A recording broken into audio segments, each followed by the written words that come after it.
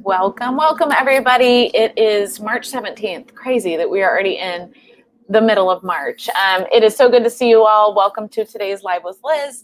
I am going to be answering questions as I always do, and hopefully answering some questions that you guys might have live. So as always, in the comment box on the pane that you see to your right, please make sure you tell me who you are, where you're calling from, and any questions that you have that I can answer, or any education I might be able to help facilitate or give you about important content.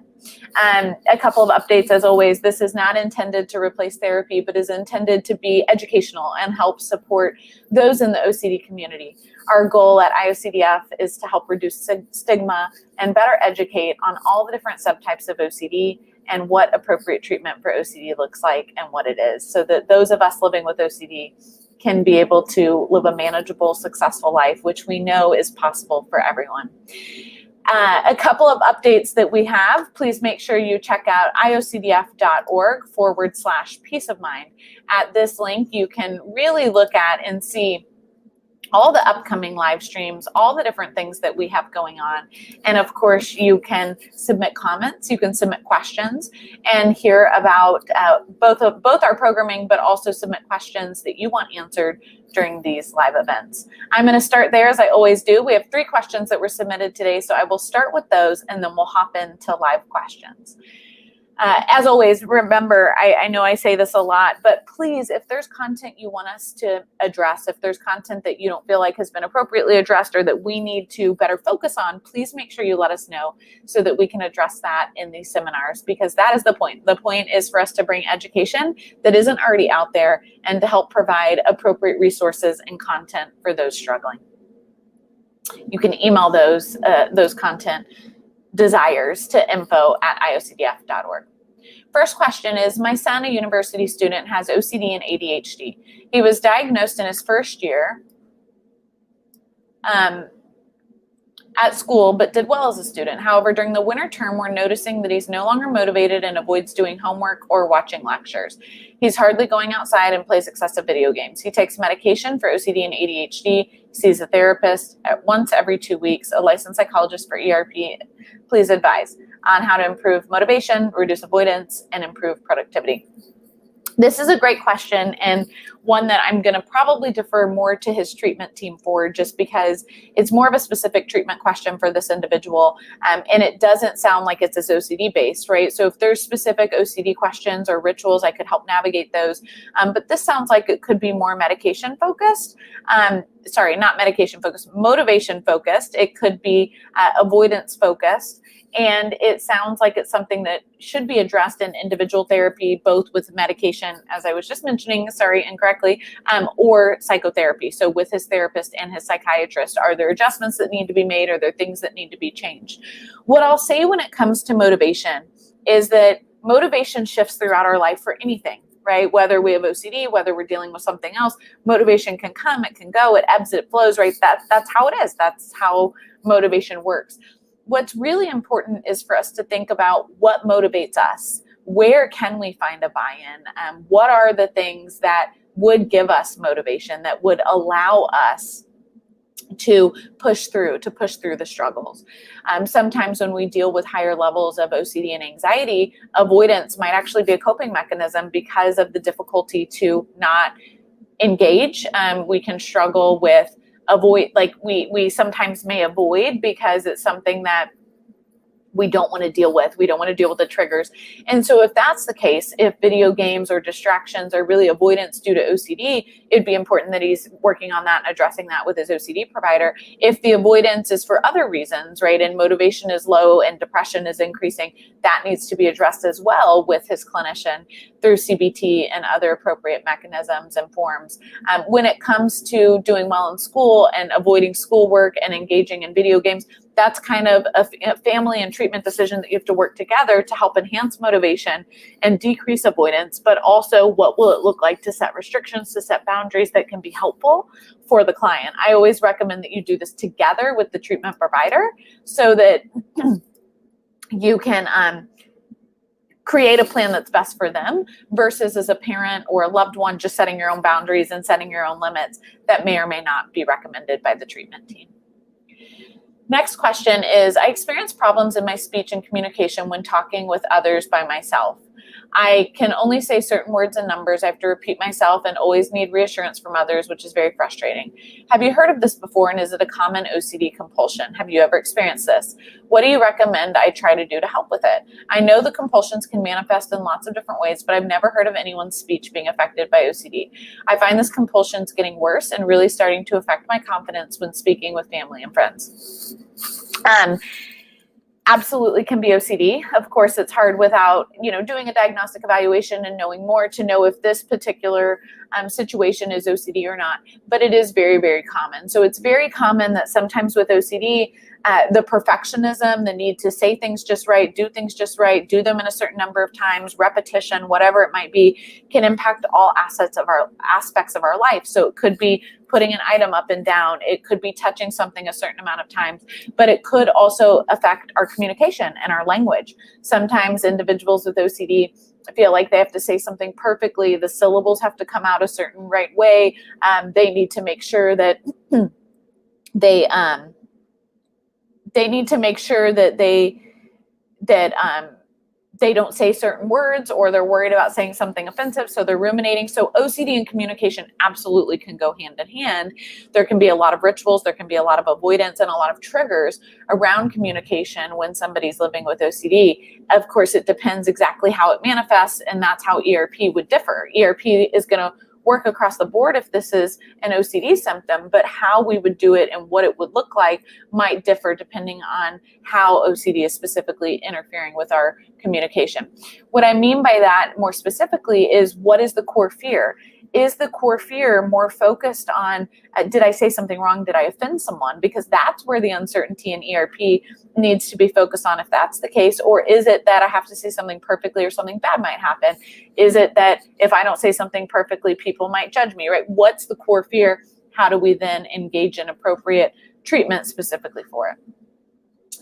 Tips on how to cope with a pregnancy as someone with OCD. This is a great question, and actually one that I'm personally going through, and I talked about last time when I was with you all. But really at the end of the day, when we think about pregnancy and OCD, we know that pregnancy and postpartum, so the perinatal period, right, during pregnancy, after postpartum,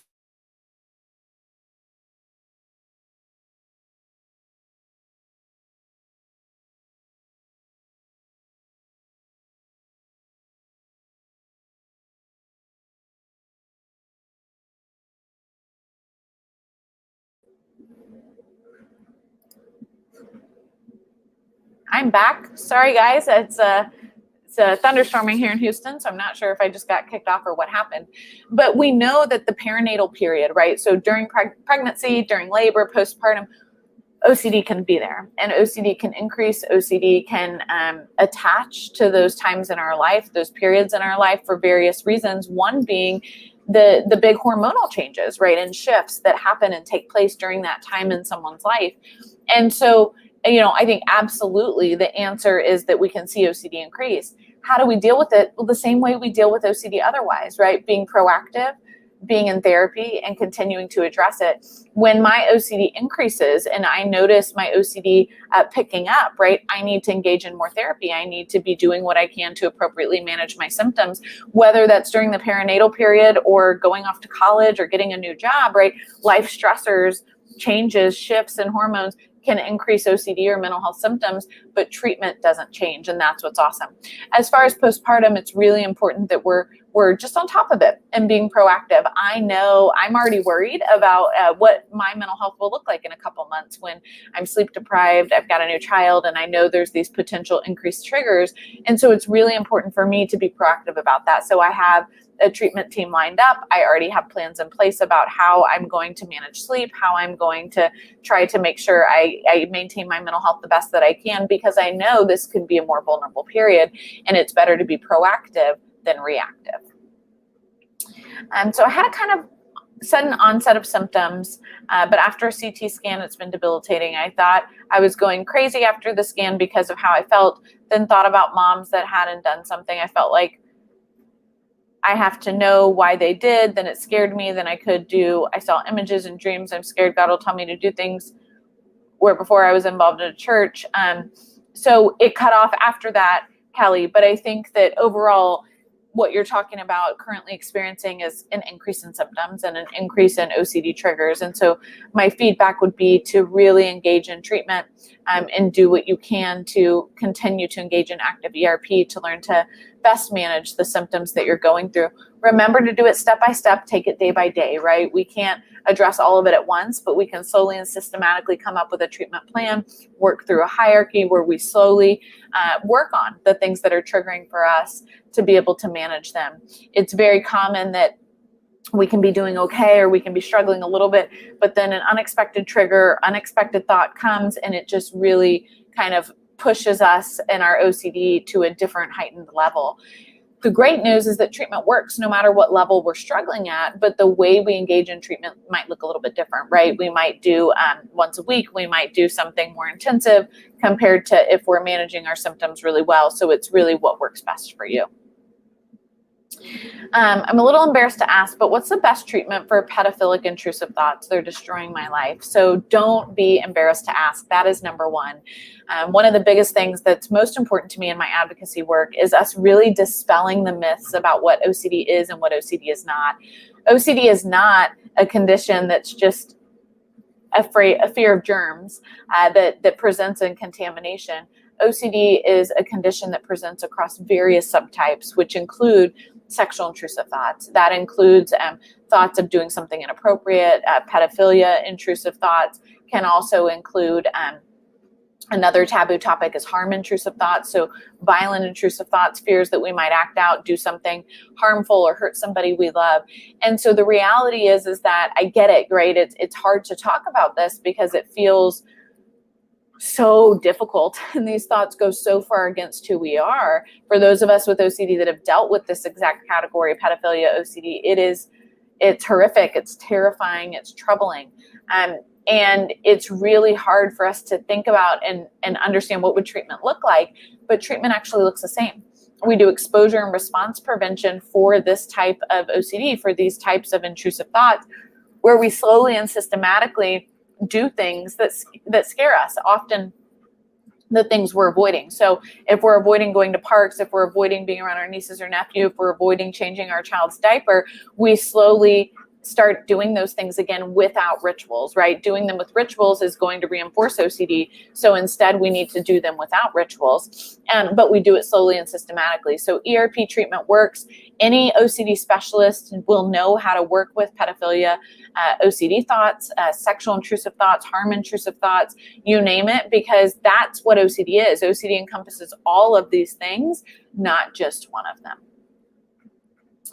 And thank you for asking that, because I think I just thank you for your courage, because it sounds like that was a tough question, but it's so important for us to be speaking about it, because the reality is that OCD is so much more than what the community, what our society thinks of it as. And it's our job as advocates and our job as IOCDF to help appropriately educate and to talk about it. Why is OCD 10 times harder to control when we're tired? Is it because we're mentally tired to fight our compulsions or rituals? You know, Gary, it's a great question. And I can't necessarily tell you the science, but I can tell you my intuitive thoughts, right? Which is that when we are more vulnerable, our capacity to manage additional anxiety and stress is going to be limited. So if you think about it with anything in life, right?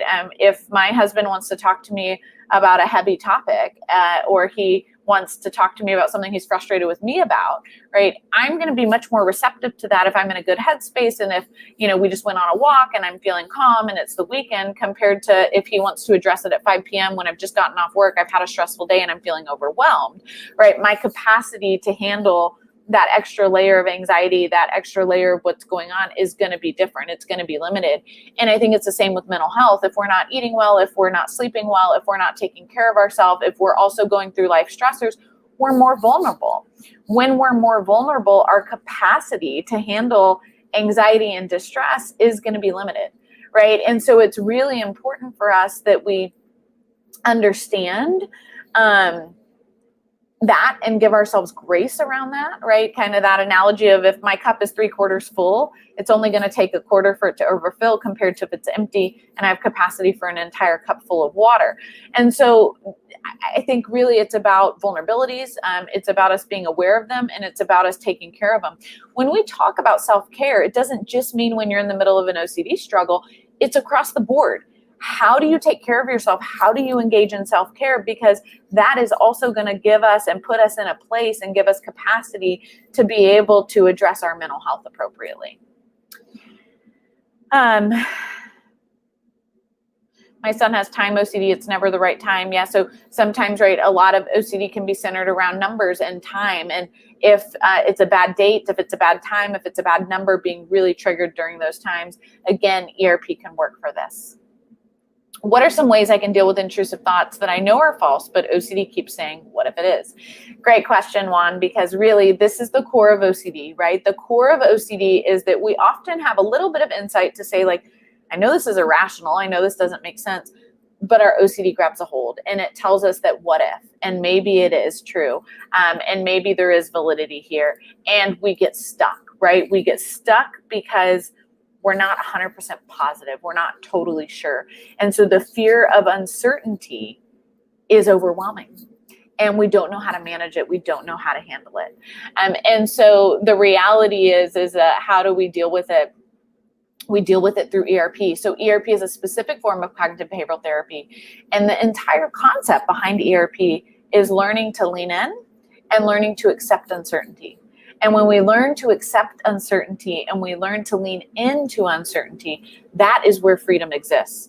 The more we resist trying to be certain all the time and trying to be sure, the more OCD actually gets decreased, right? So what happens is OCD wants us to have certainty. Certainty is a false illusion. You guys know that because those of you with OCD, certainty is not realistic. It's not possible.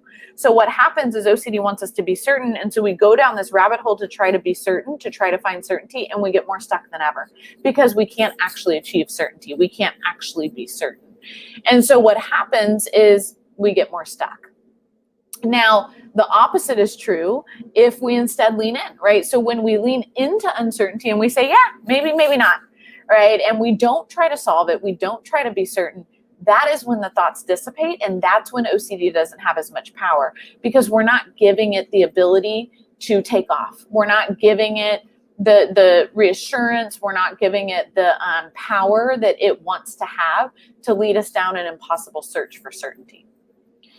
That is so key to be prepared. I had absolutely no idea going into my first postpartum period of how much it would affect my OCD, and it became a nightmare of extreme OCD and depression. But with babies 2 and 3, I was ready, and my husband got up with the baby so I could sleep because we knew my mental health needed that, and it was a completely different experience. It still heightened OCD, but not anywhere near the same. Thank you, Rebecca. I couldn't agree more, and I appreciate it. I'm excited. I'm excited for this step in my life, but I'm anxious, and I'm cautiously aware. I think that's the best way to put it. You know, I'm not planning to relapse, but I'm planning to know that OCD management might look a little bit different in the upcoming months. And I'd rather be prepared for that and have resources and support in place for that than not. And that's my encouragement to all of you across the board. My OCD seems like it's getting worse as I get older. Is that just a coincidence? I've had it my whole life. You know, Sean, I think my question would be is, are you actively engaging in ERP with an OCD specialist? Because I think it's not coincidence if you're not that it'll get worse, because we know that. We know that if OCD goes untreated and we're not getting appropriate treatment, it will continue to increase with time. It will continue to get worse. If you're engaging in appropriate treatment, we should be able to see it continue to be managed no matter where we are in our life. I co-lead OCD support groups. What types of topics do you feel would be good subjects? So many things. Janine, one of my most favorite topics to cover is the subtypes. Really talking about the taboo types of OCD, the types of OCD that aren't often talked about, because for those of us that attend support groups, it's really nice we get a lot of comfort in knowing that these thoughts are actually normal and that a lot of people with OCD have the same thoughts when we think we're the only one. It also allows us to break down the stigma and the barriers that, okay, this is a safe place that I can talk about these topics or these subtypes that aren't as often talked about. I also think, of course, talking about ERP, encouraging seeing an OCD specialist, talking about self-help options, and making sure that the support group you run in the area you run it in, that you have a really good list of local resources and local providers that anybody could access. So I know here in Houston, right, there are different types of treatment and they cost different amounts depending on who you go to and what you are looking for. But I feel very good about the fact that I have worked so hard, and Chelsea, who was previously with Peace of Mind, is now with IOCDF and on the background has worked diligently for us to create a comprehensive resource list here in Houston for anybody who attends support groups, et cetera, that really, it's no matter who you are, no matter what your financial situation is, no matter what insurance you have, we have some options and resources for you. And so I would also say that's really important, is do as much homework as you can in your hometown and in your state. Now that a lot of things are teletherapy, it opens up across the state, to make sure that you have good access to resources for your constituents. What if your area doesn't have an ERP specialist? Doreen, please check out iocdf.org. Go to the providers list. There's also an amazing link on iocdf.org that tells you what to ask providers to kind of figure out if they do treat OCD and if they know how to treat OCD effectively. The great news with COVID is that most providers are doing work across the state. And so it's opened up and it's allowed there to be a lot more ERP resources than there previously were. But there definitely are more needed. There's also amazing apps like NOCD that I believe is accessible for anywhere across the United States that has ERP specialists. And so there's lots of options. And it's really important that you advocate and navigate. You may not have it right there in your hometown, but maybe through telehealth and teletherapy, there's options available that weren't before. And I know that NOCD is accessible both in the US and the UK. So there are a lot of options no matter where you are. So that wraps up our questions. You guys know I talk fast, and hopefully you still get the second half of your lunch hour to eat lunch, decompress, and engage in a little bit of self-care, however you do that. As always, it's wonderful to see everybody. I am so grateful for this community and grateful for this space to be able to answer questions safely, to be able to share my personal experiences, and to do my best in partnership with the IOCDF to break down stigma and to dispel myths that often surround OCD. Remember, the IOCDF is here to support you, to do what we can to help provide appropriate education, helpful content, and to lead you in the right direction towards a path of management of your OCD symptoms. For many of you watching, you are managing your OCD symptoms well, but for many of you, you're in the throes of your struggles. I am here to tell you, help and hope are always available. I know sometimes it doesn't feel like it's possible, it doesn't feel like it's achievable for us, but it is. With appropriate treatment and appropriate resources, we can live a functioning, manageable life where OCD doesn't interfere with the things that are most important to us. Remember, that's what we're fighting for, and that is a possibility for everybody. It's great to see you. I love you all. I will see you guys next week for the next Lunch and Learn. Otherwise, I'll be back in 2 weeks for the next Live with Liz where I answer questions. Please make sure you go to iocdf.org/peace of mind. Submit any questions that you have in advance so that I can make sure I address those right away. I'm going to answer Rebecca's last question before I hop off because I can't not do that. ERP works for all subtypes of OCD. So whether you're dealing with mental intrusive thoughts, mental rumination as your rituals and no outward compulsions, whether you're dealing with not just right OCD, it looks a little bit different, right? The way we implement ERP looks different if I have contamination versus harm versus mental rituals, but ERP works across the board. And it is very successful and the most successful behavioral intervention for OCD and any of the OCD subtypes. Get with an OCD specialist. They'll help guide you and create that individualized treatment plan for you. It's great to see everyone. Help and hope are always available.